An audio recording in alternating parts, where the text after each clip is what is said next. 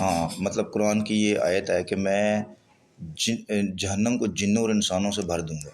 ठीक है सारे। तो अब ये हुक्म है, मतलब फेल हाँ अमर में है, हाँ भर ठीक है, दूंगा। हाँ ठीक है। अब मतलब ये तो फिर मतलब वही बात आ गई ना, मतलब कि जब हर चीज़ इल्ला तय। का कहीं लफ्ज आया होगा, इल्ला। इल्ला का मुखलसीन निकाल देंगे इसमें से, मुखलसीन निकल जाएंगे। वो तो अल्लाह ने, अच्छा एक और इसी में एक और बात आ गई। हाँ अल्लाह ने कहा कि शैतान का जोर, सुल्तानी का जोर हाँ बंदे पे नहीं चलेगा, इल्ला वो जो मुखलसीन है। हाँ, मुखलसीन पे नहीं अब जो चलेगा। मुखलस कौन है, मतलब अब मुखलस अल्लाह ताला बाद में मुख्तस का लफ्ज़ यूज़ करता है मुखलस कि को है। मैं इनको ना मखसूस कर लेता हूँ। हाँ ठीक है। अच्छा, वो मखसूस मुझे क्यों नहीं करता, उन सब लोगों को क्यों नहीं करता तो मुख्त। मैंने गुजारिश की ना हम्म कि आप अल्लाह ताला की इबादत, नमाज, रोज़ा, अच्छाई बुराई के काम आप ये नीयत करके करने शुरू कर दें हम्म कि मैंने अपने आप को अच्छाई के हवाले से बेहतर बनाना है। हम्म आप ज़िंदगी से वो चीज़ निकाल दें कि मेरे पास खुशियाँ कितनी, गम कितने, कपड़े कितने, नहीं कितने, वो सारे कंपैरिजंस निकाल दें आप।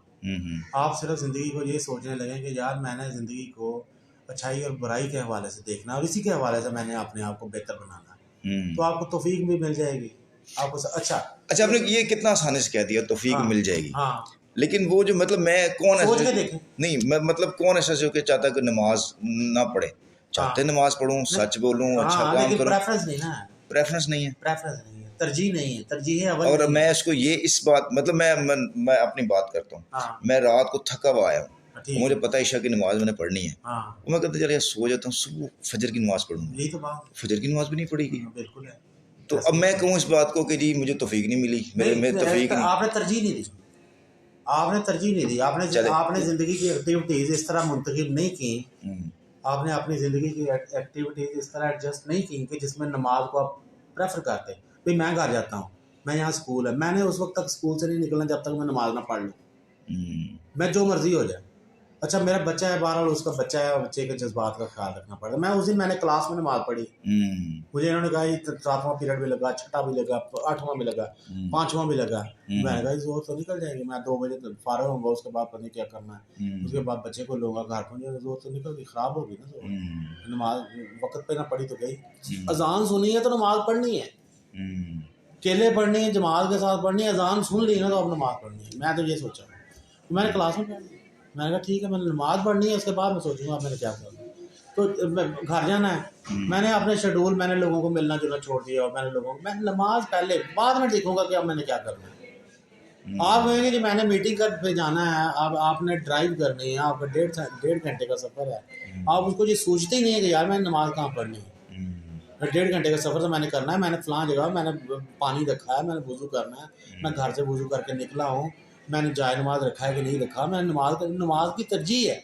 आप निकलें सफ़र पे निकलें। अच्छा चलें, इसको यूं कर लेते हैं जी, तरजीह अव्वल।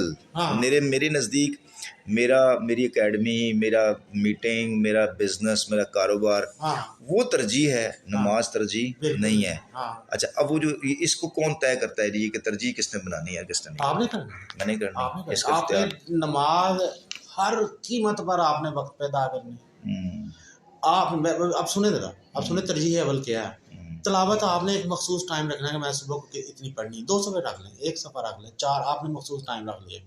दिन में आपने कोई टाइम रख लिया, आपने तरजीह अव्वल मुकर्रर कर ली कि तलावत लाजमी है, नमाज लाजमी है। उसके अलावा आपने ये कर लिया कि मैंने दीन के किसी मामले को तनकीद नहीं करनी, दीन है बस, तनकीद नहीं करनी, मैंने मुसलमानों पे तनकीद नहीं करनी। इस चीज़ पे जब आप आ गए ना, मैं दावे से कहता हूँ आपके बहुत से रास्ते खुल जाएंगे। आप मुसलमानों के बारे में बात करते हुए मुहतात हो जाए कि यार मैंने इनके बारे में कोई इनका ऐब नहीं बताना, इनका मैंने कोई इनके बारे में तनकीद नहीं करनी, इनके माल को मैंने करप्ट ये वो इस तरह के अल्फाज इस्तेमाल नहीं करने। ये हुजूर की उम्मत है, ये अल्लाह ताला की खैर है उम्मत है, बेहतरीन उम्मत है, और अल्लाह ताला ने इन पर भी दरूद भेजा है मुसलमानों पर, तुम कह के ना मलाइका, और अल्लाह ताला इनको जुल्मात से नूर की तरफ निकालता है। तो आपने इसकी रिस्पेक्ट करनी है, इसको ऐसे ही नहीं कि आज का तो हर बंदा जो है तनकीद करनी शुरू कर दे। आप मुसलमान की इज़्ज़त करनी शुरू कर दें, यकीन करें आपके पास है जो बड़े रास्ते खुलेंगे, बड़े रास्ते, अंडरस्टैंडिंग के रास्ते खुलेंगे, आपको तौफीक भी मिलेगी। तौफीक जो है ना, तौफीक मेरे ख्याल में 2-3 इंसान के अंदर खराबियाँ होती हैं। एक ये कि हुकूकुल बाद को ऐसी खामखाई ज़्यादा अहमियत दी हुई है, कोई हुकूकुल बाद नहीं है, सारे हुकूकुल्लाह है। अल्लाह के हुकूक की वजह से हम हुकूकुल इबाद अदा करते हैं कि अल्लाह ने हुक्म दिया है, अल्लाह का हुक्म है कि ये लोगों के साथ अच्छा सलूक करो। अगर आपका अल्लाह के साथ ही मामला क्लियर नहीं है तो हुकूकुल इबाद कहाँ, वो तो इंसान नफ्स में फंसा हुआ है। इंसान हुकूकुल इबाद के नाम पे नफ्स में फंसा हुआ है, अपनी इज्जत, अपनी वो बेइज्जती, अपनी चौधराहट, अपनी सारा कुछ वही चक्कर चल रहा होता है हुकूकुल इबाद में। इसको मिलना है, इसको नहीं मिलना। लो जी, हुकूकुल इबाद आप तय करने गए हैं, हुकूकुल इबाद के नाम पर मिलने गए, सबको एक जैसे तरीके से मिलकर बताएं, नहीं मिल सकते, नहीं मिल सकते ना। आपने प्रेफरेंसेस रखी हैं, तो प्रेफरेंसेस का मतलब ये है कि आपने अपने नफ्स की पैरवी की है, हुकूकुल इबाद नहीं देखी, अल्लाह का हुक्म नहीं देखा। मतलब आपने अपनी चॉइस से प्रेफरेंसेस मुकर्रर की, इसको मिलना है, इसको नहीं मिलना, इसको तो ऐसे। वो कुरान की आयत भी है ना कि तुम किसी की, तुम्हारा कोई खुदा नहीं है सिवाय तुम्हारे ख्वाहिशात नफ्स के, हाँ जी, वमा हुआ इल्ला हुआ हु, हाँ जी, तुम्हारा अपने ख्वाहिशात नफ्स है जिसके तुम पैरवी करते हो। ठीक है। पर इंसान ऐसा भी है कि जिसने अल्लाह के मुकाबले में अपनी ख्वाहिशात को अपना खुदा बना लिया होगा, इसका जिक्र है। ख्वाहिशात को ख्वाहिशात को, तो ख्वाहिशात को इस तरह की हैं कि इंसान अपनी चॉइस, इंसान की 3 चॉइस होती हैं, नफ़ा नुकसान की चॉइस होती है, इज़्ज़त बेइज्जती की चॉइस होती है, खुशी गम की चॉइस होती है। इंसान इनमें फंसा रहता है। इंसान को खुशी चाहिए, इंसान को नफ़ा चाहिए, इंसान को इज़्ज़त चाहिए। ये 3 उसकी मेजर डिज़ायर्स हैं, और इंसान के जितने भी ताल्लुकात हैं वो इसी प्रेफरेंसेस के शिकार हो जाते हैं। तो मैं नहीं समझता, मैं समझता हूँ कि हुकूकुल्लाह सबसे पहले, और हुकूकुल्लाह ख़त्म ही नहीं होंगे अल्लाह की रहमत से। आप दुनिया के ऊपर तवज्जो देने का मौका नहीं मिलेगा आपको। हुकूकुल्लाह ख़त्म करते करते ही आपको ना, आपका दिन पूरा तमाम हो जाएगा। उसके बाद बाकी टाइम बचता है तो आप देखेंगे क्या करना है। हुकूकुल्लाह पूरे करने वाला ही हुकूकुल इबाद अदा कर सकता है और करता है, जी मेरा यकीन है। हुकूकुल्लाह छोड़ने वाला कभी हुकूकुल इबाद अदा नहीं कर सकता। हुकूकुल्लाह क्या है? आप अल्लाह को तरजीह दें, अल्लाह से मोहब्बत करें, डरना तो है ही, मोहब्बत भी करें अल्लाह से, मोहब्बत भी करें। आपका गुजारा ना हो सकता हो अल्लाह के बगैर। आप ये फील करते हो कि जहाँ मेरा गुजारा नहीं है, तो कैसे, किस तरह मैं अल्लाह के बगैर गुजारा कर सकता हूँ? इस तरह की फीलिंग्स आपके अंदर आनी चाहिए।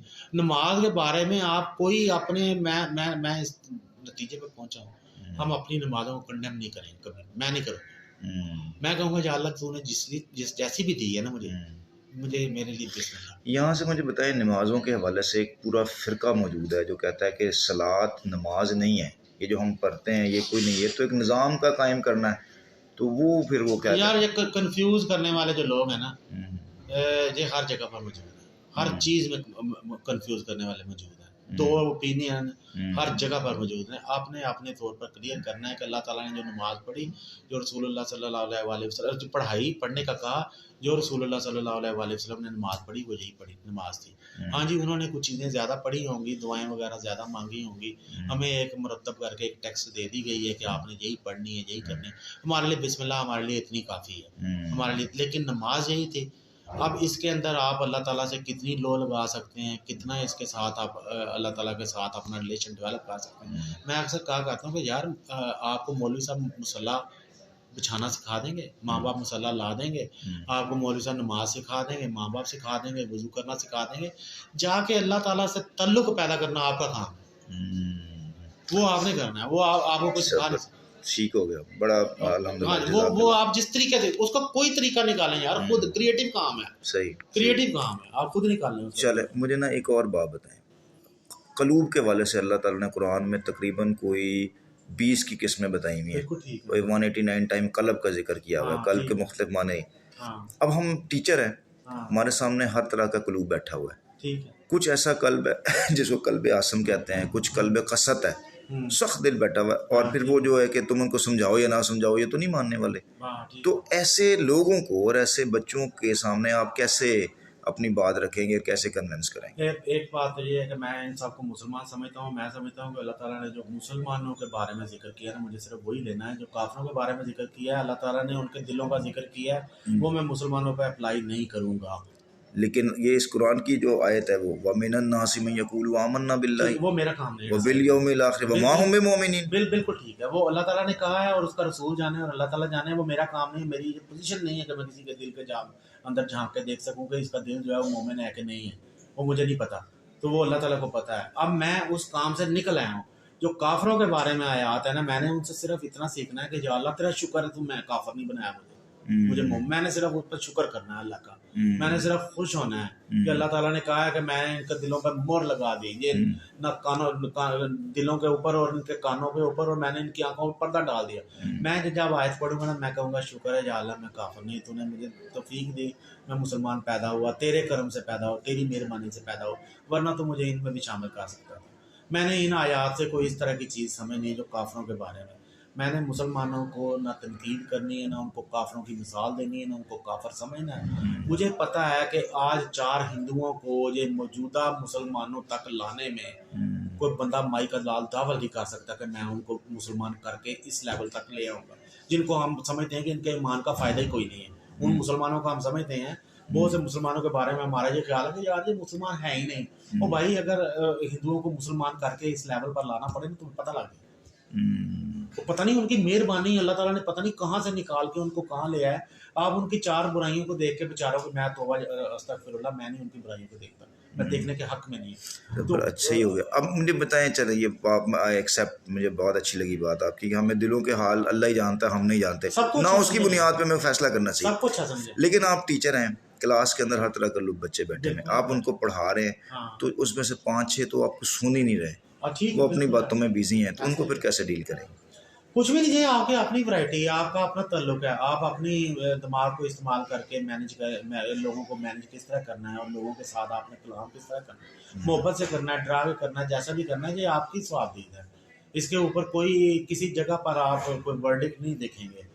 ये तल्लुकात के मामले में अल्लाह ताला ने फ्री छोड़ा हुआ है।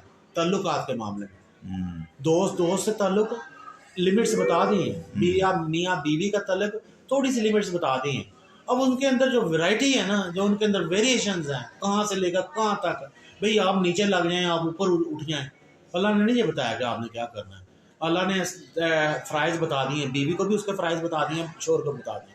अब कहाँ एडजस्टमेंट होती है, जो उनका ज़ाती मामला है, वो एक इंच जो है ना, वो अल्लाह ताला उसको नहीं लेके आपको समझाएगा कि जहाँ ये करो। हम हो सकता है समझा भी दे, लेकिन आपकी मर्जी है। मैं समझता हूँ तल्लुकात के मामले में क्योंकि वैरायटी होती है, वेरिएशन है, इसलिए अल्लाह ताला ने खुला छुपा हुआ है। दोस्तों के तल्लुकात को भी एक लिमिट लगा दी है कि अल्लाह के हुकूक की खिलाफ वर्जी नहीं होनी चाहिए दोस्ती में। तो बाकी उनको छोड़ दिया कि हाँ ठीक है जी, जहाँ तुम एडजस्ट करते हो कर दो। बच्चों के साथ और टीचर का जो मामला है, बॉस का जो सबॉर्डिनेट का मामला है, ये भी अल्लाह ने उसको छोड़ दिया है दोनों पर। कुछ लिमिट्स लगा दी है कि यार ऐसा नहीं करना, इससे आगे नहीं बढ़ना, ये रखनी है, ये इससे आगे बढ़े तो इस्लाम से निकल जाएगी, इस तरह की कोई लिमिट्स लगा दी। बाकी हमने ये खुद देखना है। मैं भी अपने बच्चों से बड़ा तंग आता हूँ, उन बच्चों से जो आप समझते हैं कि ब्लॉक हेडेड हैं और वो नहीं, उनके दिमाग में बात उतर रही, तो बहरहाल उनके साथ ही गुजारा करना है। आप क्या करते हैं उन बच्चों के साथ, क्या करते हैं? मुख्तलिफ तरीके हैं, मतलब कोई बताएं शेर। पहली बात तो ये मैं समझता हूँ कि अगर मैं बच्चों के बारे में अच्छा सोच के गया हूँ ना, ये मैंने अप्लाई किया है कई बार किया। अगर मैं बच्चों के बारे में पॉजिटिव सोच के गया, मोहब्बत से सोच के गया, उनके लिए दिल में मोहब्बत भर के गया, तो उस दिन उन्होंने कुछ भी नहीं किया। अच्छा, जिस दिन मैं पहले ही सोच के गया हूँ कि यार इन्होंने मैंने तंग करना है तो इन्होंने नहीं मैं छड़ना, अज मैं इन्होंने पनिशमेंट देनी, अज मैं इन्होंने देनी, अज मैं पहले ही सोच के गया कि अज मैं इन्होंने ठीक करना, तो फिर उन्होंने किया तंग, फिर वो मुकाबले पे आए हैं। क्या बात। तो मैं ये समझता हूँ कि आपको, अच्छा ये हमारे अंदर बहुत बड़ा ड्रॉबैक है, मैं माफ़ी चाहता हूँ।